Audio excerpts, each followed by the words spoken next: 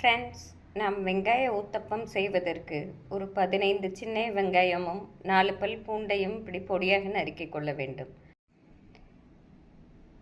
பச்சை மிளகாயும் கறிவேப்பிலையும் நறுக்கி வைத்து நாம் முதலில் இதை வதக்க வேண்டும்.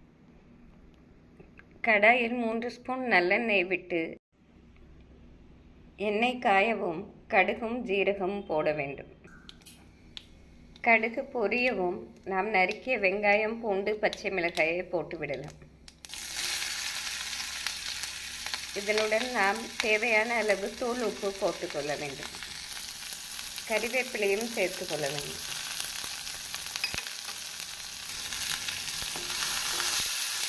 வெங்காயம் 1 நிமிடம் வதங்கவும் நாம் அரை ஸ்பூன் குழம்பு மிளகாய் பொடி போட்டுக்கொள்ள வேண்டும்.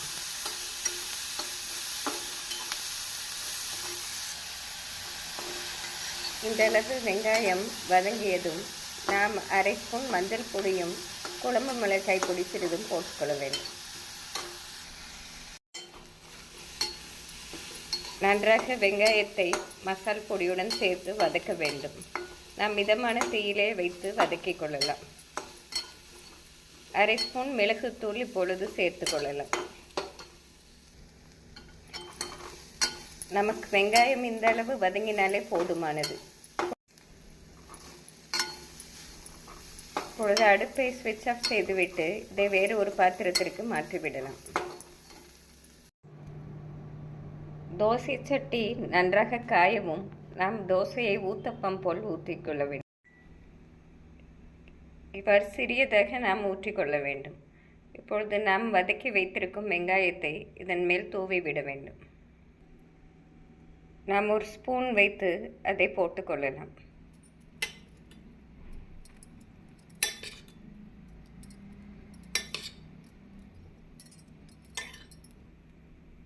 இந்த அளவு வெங்காயம் போட்டவுடன் எண்ணெயை ஊற்றிக்கொள்ள வேண்டும்.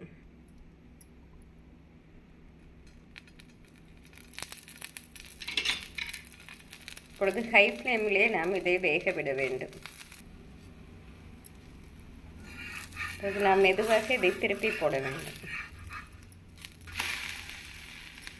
பின் மிதமான தீயில் ஒரு 2 நிமிடம் வேக வைத்தால் வெங்காய ஊத்தப்பம் ரெடியாகிவிடும்.